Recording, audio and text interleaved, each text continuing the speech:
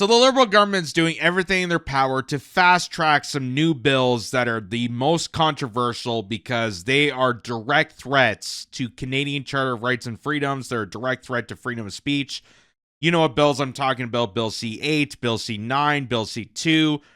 All of these combined are an organized attack from the rich and powerful liberal establishment to go after Canadians if they disagree with their agenda, if they call out certain things, if they deem them as spreading hate speech or propaganda. They have every right and authority to crack down on these people and give them high arrest value for social media posts. And we've already seen some examples of that already taking place, but this is going to even go further down this rabbit hole.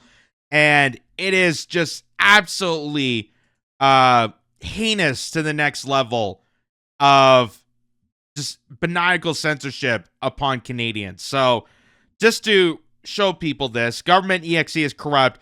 Breaking: Justice Minister Sean Fraser introduced a bill to the House to combat hate crime and propaganda. The Liberals want the power to decide what is hate speech and what is propaganda. What can go wrong? So here's inside Parliament, where they announced this bill, Bill C-9 and Bill C-8, which Bill C-8, on top of determining what's considered hate crimes and hate propaganda, this, if Bill C-8 passes, is going to allow the legislation to then go after telecom giants like Rogers and Bell and TELUS to deliberately shut off users' ability to access the internet.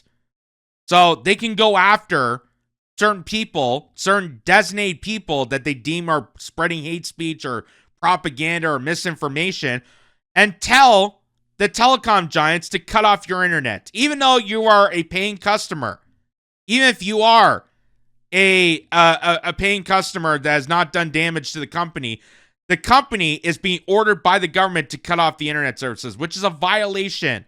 It's a violation of the Charter of Rights and Freedoms. Anyone that tells you that, well, it's a private company, they can do whatever they want. Bell and Rogers and TELUS are not doing this. The government is telling them to cut off your internet. That's a complete violation. So here's in Parliament, this is the bill that they're proposing. Daily routine of business, tabling of documents, introduction of government bills. Mr. Fraser, seconded by Mr. Ali, moves for leave to introduce a bill entitled An Act to Amend the Criminal Code, Hate Propaganda, Hate Crime, and Access to Religious or Cultural Places. This motion is deemed adopted. Mr. Fraser, seconded by Mr. Ali, moves that the bill be now read a first time and be printed. This motion is deemed adopted. Daily routine. So what they're saying is this is conducted by Attorney General Sean Fraser and Mr. Ali. They're bringing this to the table. It's under its first reading that this bill that's going to go after Canadians for what they consider hate speech. And as I've stated this before, and I made this argument conclusively, you cannot target hate speech. You cannot define what hate speech is, because hate speech is in the eye of the beholder. People hate different things. I'm allowed to hate things. I am a grown adult with a functioning brain and my own thoughts and opinions. I'm allowed to hate things. You're allowed to hate things. Other people are allowed to hate things. That's what makes us human beings. We're allowed to disagree. We're allowed to converse. We're allowed to have different opinions. But the Canadian government is refusing to allow Canadians to do that because a lot more Canadians are mad at the Canadian government, rightfully so, and they want to silence out those critics. That's what they're doing here. They're trying to silence out the people that are criticizing, the people that are actively going against the Canadian government. Someone like me, who is a podcaster, revealing this information, because you're not going to hear it from CBC, you're not going to hear it from Global, you're not going to hear it from CTV, but you're going to hear it from a shoestring Canadian smartass on a shoestring budget podcast. Because that's what's left to turn to, because real journalism has dissipated because of how much corruption, how much they bought into the media and corroded the institutions to be propaganda tools. So here is the Justice Center for Constitutional Freedoms They announced Bill C-9, so that's the bill that Sean Fraser and them are introducing. The Combating Hate Act fails to define the substantive motion of hate and removes safeguards against indiscrimination charges. Bill C-9 faces growing opposition from various quarters, most recently, the Muslim Lawyers Association, which warns that the legislation could criminalize lawful protests held outside religious or cultural institutions, which you're allowed to do. That's protected speech under the Charter on Rights and Freedoms. Just like in America, you have the First Amendment. That is protected speech. You're allowed to protest as long as it's not harming someone or involved in violent direct threats, a direct threat of violence. You're allowed to peacefully demonstrate outside of a religious building, outside of any private property, as long as it's not a direct threat of violence or causing criminal damages. And that's what they're stating here. And this is the Western Standard reporting on this, saying Muslim lawyers warn federal bill could stifle legitimate protest. The Canadian Muslim Lawyers Association is raising alarms over Bill C-9, arguing the federal measure could criminalize lawful protests outside religious and cultural institutions. Blacklock reporter says the bill, formally titled An Act to Amend the Criminal Code, aims to prohibit obstruction or intimidation at places of worship, schools, community halls, and other cultural centers. Well, isn't it kind of funny that we're after all the malice mispractice that the Canadian government went to stop people for participating in places of worship? How they were trying to intimidate, how they were trying to obstruct, how they arrested pastors for holding church services during COVID, how they arrested Maxime Bernier on his way to a church in Edmonton, I do believe. Was it Edmonton or Regina? I don't remember. Somewhere in the prairies. They arrested Maxime Bernier because they weren't allowing people to gather together in a peaceful church service, even if they were following the guidelines. The Department of Justice, so it goes on, the Department of Justice says this would include blocking doors, driveways, or roads used to access these sites. But the lawyers' groups warns the legislation is overly vague and could lead to politicized arrests and disproportionate targeting of minorities. Gee, you think? You think? That's what all these bills are doing. They're purposely vague. They're very purposely vague. They have not defined what hate speech is. They can't define what hate speech is, but they're cracking down on something they cannot define. Because that is the whole intent of this. They're making it overtly vague so they can crack down on whoever they choose is a threat. Who they choose is threatening hate and misinformation and propaganda. They get to decide what is hate and what isn't. And as I stated, the reason that there can't be a definition is because hate is an emotion. It's an internal emotion in the eye of the beholder. Meaning, I could hate something that someone likes, and someone could hate something that I like. That's what makes us human. That's what makes a community. We interact with each other with different and opposing opinions. But we do it in a civil way. And if you get rid of that, which is what this bill is doing, then we don't have a society. So this is further diminishing the culture of Canada. We have serious concerns, the association wrote to the Common Justice Committee. The government's approach must not chill lawful speech or activity while trying to prevent hate-related violence. Attorney General Sean Fraser defended the bill, citing recent vandalism of synagogues in Halifax, violent attacks in Montreal, and discretion of the National Holocaust Memorial. So they're trying to use anti-Semitism to back this up. And as I say this before, because we have exposed a lot of these different instances of anti-Semitism. The violent attacks, I condemn it. I condemn violence towards another person, especially if it's for religious affiliations and whatnot. But it still is only less than 1% of violent crimes that are committed within the country. A lot of the crimes that are being committed are just acts of violence, not for hate purposes, but just for, gang violence and whatnot.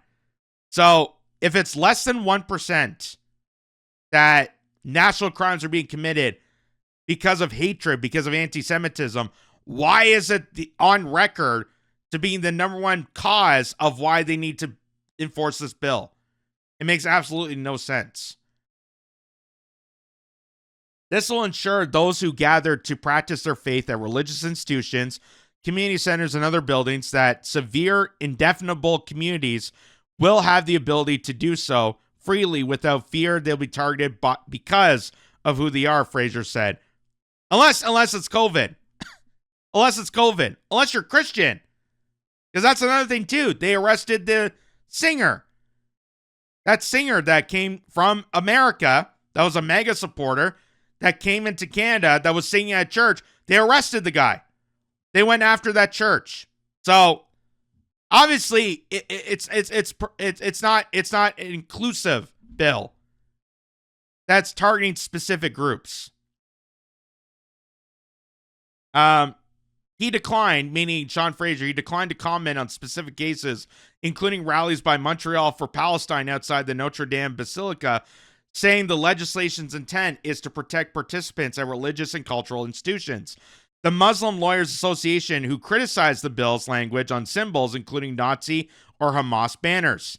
Definitions of what symbols are considered to promote hatred and what promoting hatred means are vague and unclear, they wrote.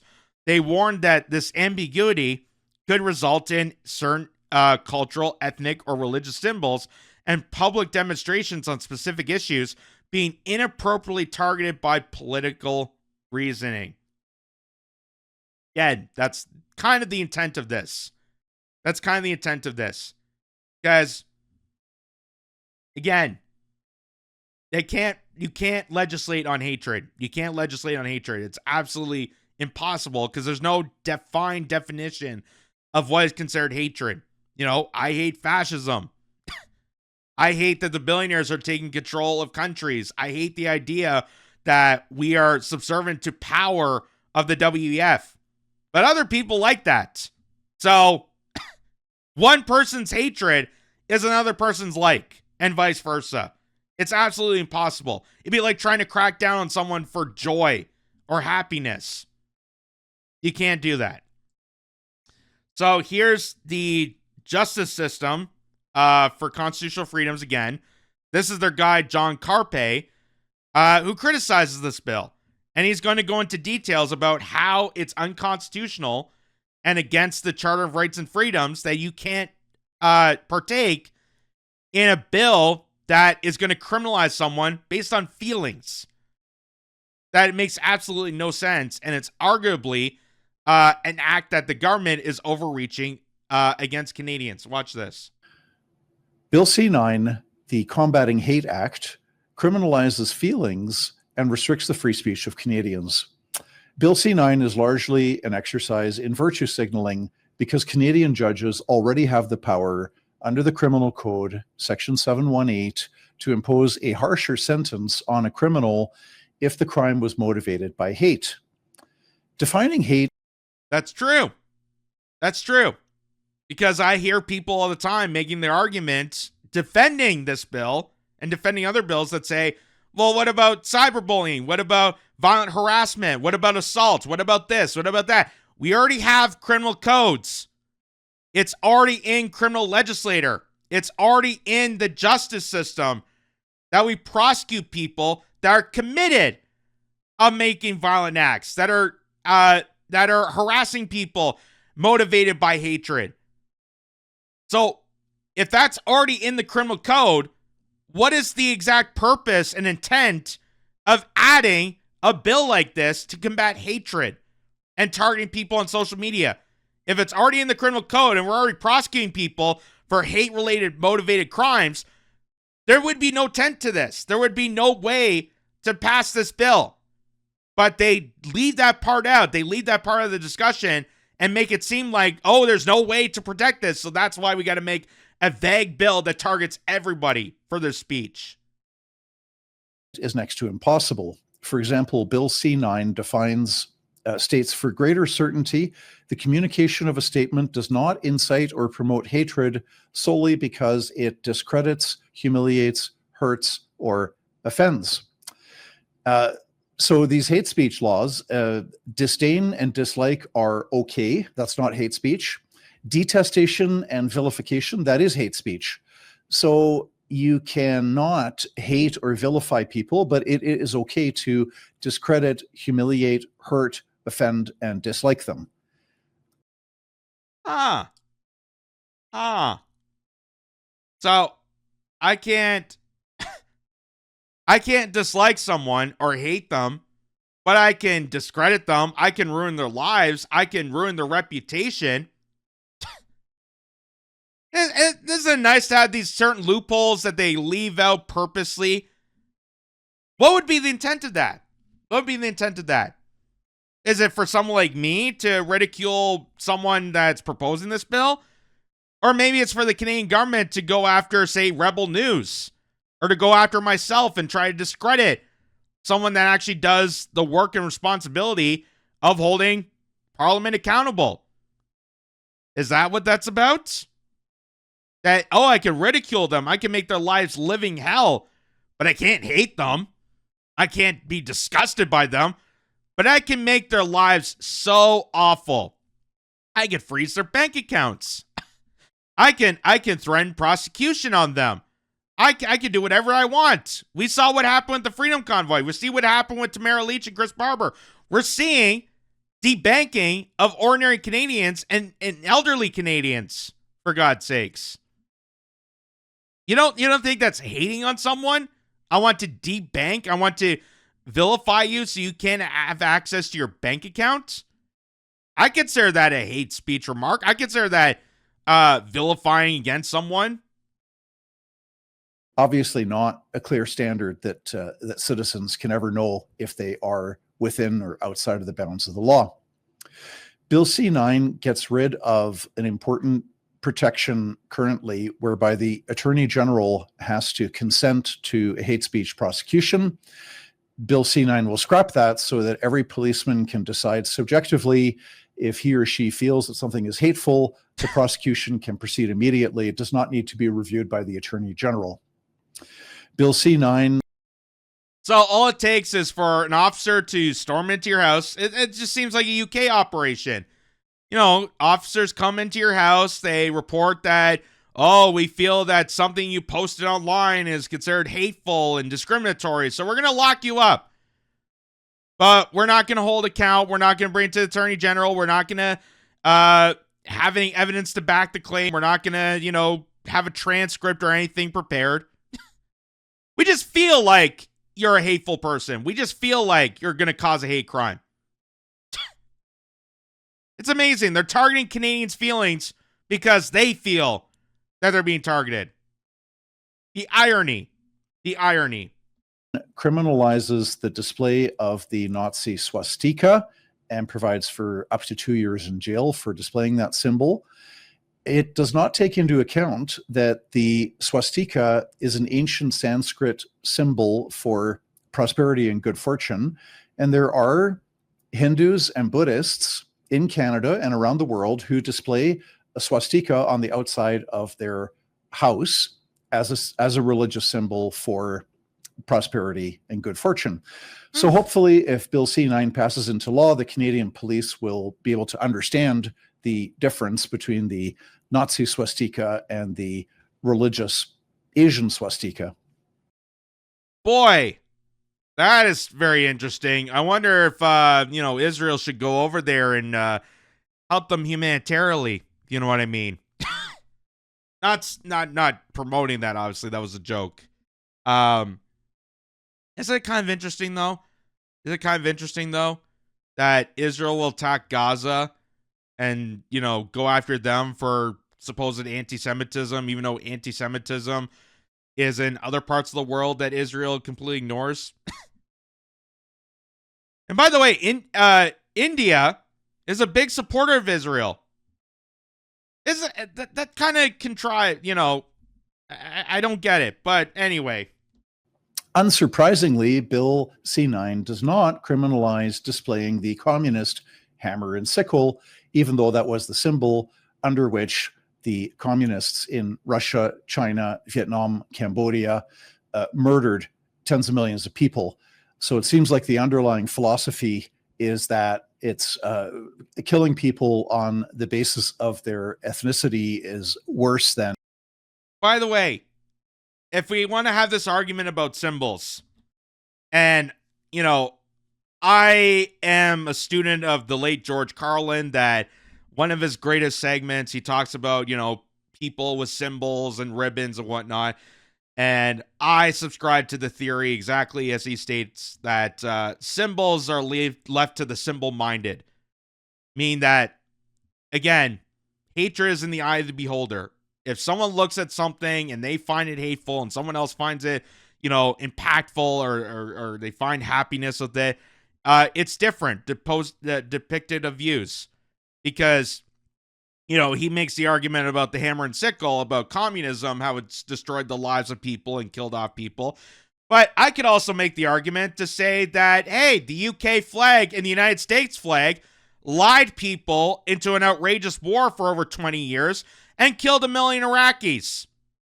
So does that mean I get to say that the US flag, the stars and stripes, are hateful symbols and the UK Union Jack flag is hateful? How about the Canadian flag? Am I allowed to say the Canadian flag is hateful because you harbored a bunch of Nazi fugitives from World War II into our country? You applauded one of them in Parliament twice. So, again, this is why you cannot have legislation to combat hate speech. Because this argument, there is no argument. There's no conclusive, straightforward argument. It's in the eye of the beholder. It's a very complex, gray area spectrum to look at this. Because one person's hatred is another person's like. One person's like is another person's hatred. You know how you go against hate speech? You know how you go against it? Is you add more to the conversation. You don't silence them out. You add more to the conversation. You rebuttal. You make your own arguments. You try to combat with thoughtful insights that you can actually compel people away from hateful bigotry and whatnot. You don't try to silence them because then they become the victim. Do we not learn anything from Alex Jones? They tried to deplatform him when it came to the Sandy Hook massacre. They tried to ridicule him. They tried to kick him off the internet. Apple, YouTube, Google, Spotify, all these places try to kick him off the internet. And what did it do? It made him more popular. It made him more popular because now he's the victim. You made him the victim by silencing him out. So it's not helping your cause whatsoever. Killing people on the basis of their economic class or social group. Justice Minister Sean Fraser claims that Bill C-9 is going to protect people entering a house of worship from intimidation. It's a half-truth. In fact, uttering threats and intimidation, physical obstruction are already crimes. They're already prohibited by the criminal code. So to add on an extra layer of protection for people entering houses of worship, it's a little bit disingenuous. It's interesting that when Sean... It's also disingenuous, the fact that after all the years during the lockdowns, they tried to disbar people from participating at worship and cracking down on churches, Christian churches in particular, that were trying to do Sunday worship, even if it was outside, even if they were following to the guidelines of Health Canada. They were still targeted. They were still targeted by the government. They arrested pastors. They arrested people participating. So this obviously, it's absolutely ridiculous. Fraser introduced Bill C-9, he said it was to respond to rising anti-Semitism, Islamophobia, transphobia, and homophobia. And conspicuous by its absence, there is no reference at all to the arson and burning of dozens of churches across Canada. That seems to be not on the minister's radar screen, which again suggests that this is a very political piece of legislation. There you go. That's from the Justice of Constitutional Freedoms, and they pointed out a lot of the plot holes here, why it made it so vague and whatnot. Here's Dan Knight saying Ottawa's obsession with censorship. The Liberals want to make your opinions illegal. So this bill will affect that people can say and write on the internet, asked MP Andrew Lawton. So we showed you this clip of Andrew Lawton, who's the minister, who's the member of parliament for London area. He's a conservative, going after Sean Fraser about whether or not this is directly targeting Canadians on their speech. And let's just let's remind people about this interaction C-9 here. makes reference specifically with hate symbols to public spaces. Just to confirm, does that include the internet?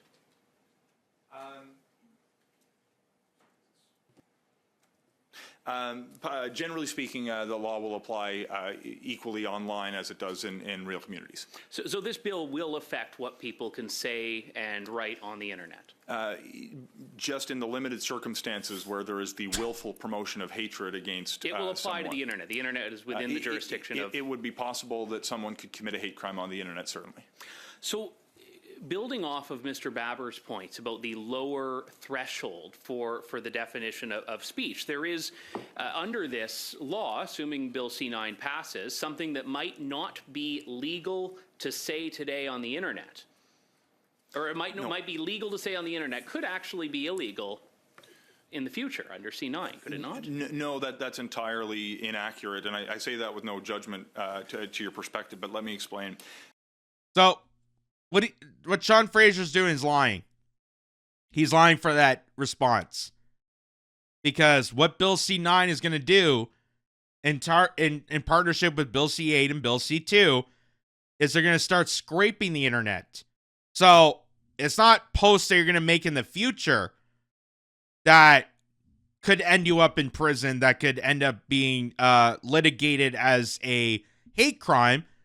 But it's also posts and social media that you made prior to this. So they're deliberately targeting Canadians. This is a politicized stunt, deeply committed to targeting Canadians and their abilities of free speech, ability to have an opinions, and making their voices shunned by the tyranny of the government. And funny how the No Kings protesters don't look at this and say that this is king-worthy. This is a monarchy. You're silencing the peasants. Like, this is Dark Ages material. This is, medieval times. You learned this in history. But no, none of the No Kings protesters. Oh, it's all about Trump. Trump's wrecking Canada. Trump's doing this. No anger towards Sean Fraser. No anger towards Mark Carney. No anger towards the liberal establishment that wants to penalize you for even saying a word in a gathering that they can deem as hate speech. Not a word about it. So, there it is. First reading, Canadian bill would strip internet access from specific people. Not too long ago, liberals were defending internet access as akin to a human right. Yeah, not too long ago. They were defiant in trying to provide internet access to everybody because they found it as a human right. Now they're saying, because people are criticizing them, especially after COVID, after the malpractice they did to Canadians, now they want to restrict it away from people. Now it's no longer a human right. It's a privilege to post things on the internet. It's a privilege to have thoughts and opinions. Only certain people, only experts are allowed to say words. You, as a peasant, as a plebe, you have to go along with things. And if you have an open opinion And if you say something contrary to our beliefs and our way of life, then we got to target you. That's what this is. So that's Bill C-8. That's the other bill that's connected to Bill C-9 that will allow for this to concur. And you remember, this was Justin Trudeau when he called Canadians fringe minority during the trucker protests. Now, I could look at this, and I would find that this is kind of hateful. I would consider this a hate crime, that the prime minister that's supposed to represent this country is openly, disgustingly calling Canadians a fringe minority. Well, let's hear what he said. Small fringe minority of people who are on their way to Ottawa or who are holding unacceptable views that they're expressing do not represent the views of Canadians who have been there for each other, who know that following the science and stepping up to protect each other is the best way to continue to ensure our freedoms, our rights, our values as a country. So that's an infringement on Charter and Rights and Freedoms. They use the Emergencies Act, which is a complete violation. It's unconstitutional. It's everything that's against what Canadian society represents. And this guy is villainizing the Canadian population that he once congratulated. He once tweeted out that truckers were essential during COVID.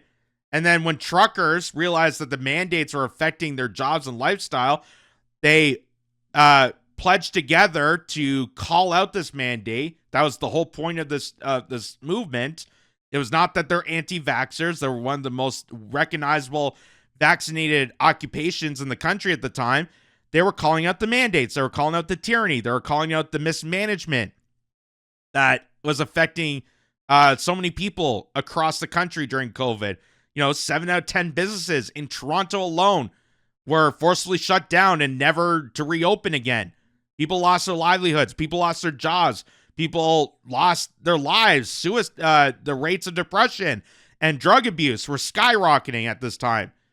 Children were falling farther behind in school because of how heinous the tyrannical mandates were onto the Canadian population. So I would deem this as hate speech. People would say otherwise. I would deem this as hate speech. Does this count as a threat under Bill C-9? Should this be prosecuted? Should this be held to contempt of making hate speech villainizing against Canadians? Because, hey, you're not just targeting, truckers and white people. There was also black people, there was brown people, there was Indian drivers, there was teachers, there was gay people, there was lesbian, all sorts of people from all walks of life were in attendance at the Freedom Convoy. So you saying that they're a fringe minority with unacceptable views, that's you not dignifying actual Canadians. You're restricting the dignity of Canadians. Does that to me sounds like a hate crime. To me, at least. But of course, that's not probably going to get recognized. Here's Chris Erickson.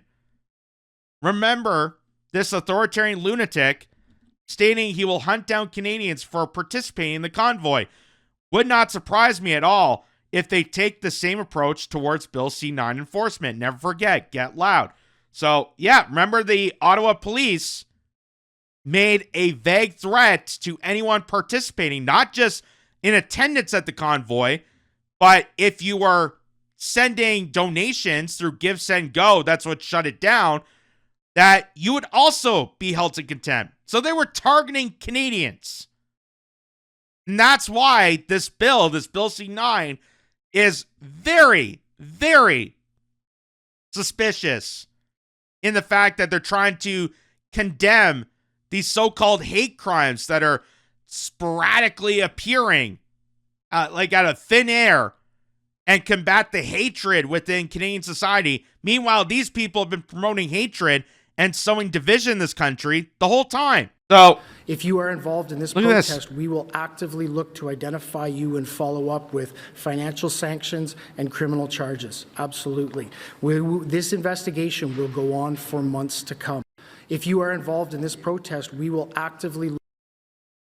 So he's saying if you're involved in this protest, actively or inactively, meaning if you were just giving money to the truckers, they were targeting you. They were coming after you.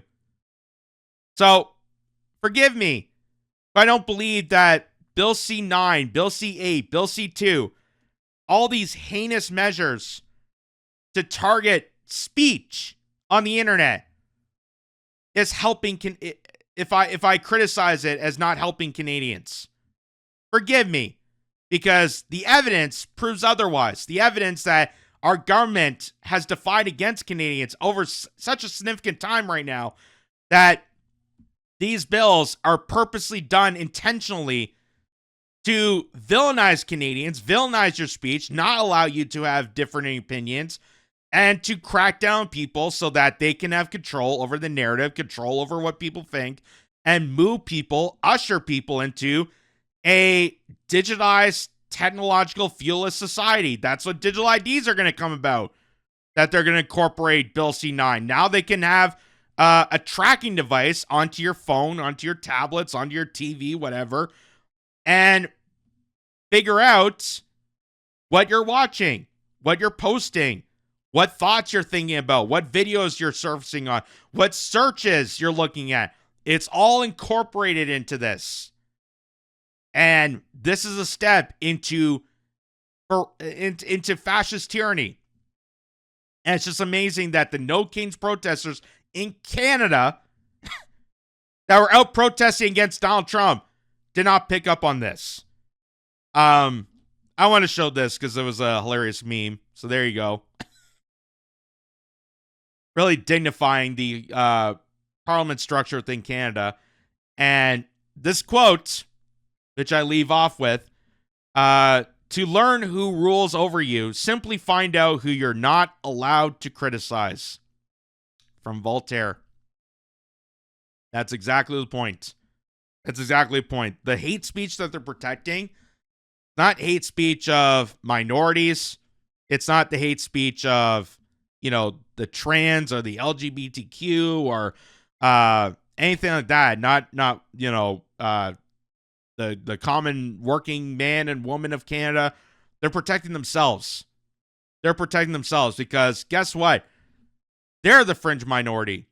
They're the fringe minority with unaccepting views, and they need to make themselves a victim and propose these hate speech measures because more and more Canadians, like myself and many others, are calling out this disgusting government and calling out the heinous, disgusting policies that they're inflicting onto Canadians. We're calling this out.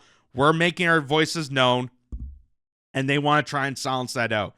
That's what all these measures come about. That's where even going back as, C-11, when they're trying to amplify Canadian voices and Canadian media. They're trying to bring up Canadian culture through broadcasting. Oh, but not podcasters.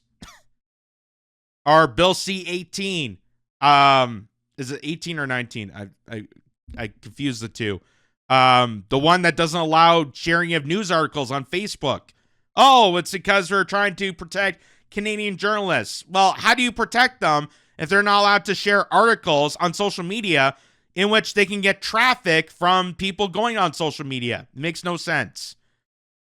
So, all of it is coming down to the fact that this is your government that wants to control you, that wants to manipulate you, that wants to spread misinformation, not help you in any way. They want to control you, deceive you, deprive you of being an individual with your own thoughts, with your own opinions, your own feelings, your own regards, and being critical in what's happening around you and having those critical thoughts and analysis.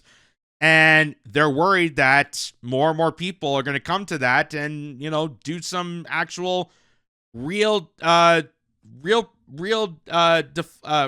resistance against the government. So that's why they're passing all these ridiculous bills. and it's going to lead down the path to digital IDs and whatnot. So be warned. Be warned of what's coming and be prepared. Because once you lose freedom of speech, you kind of lose society. That's why it's so important.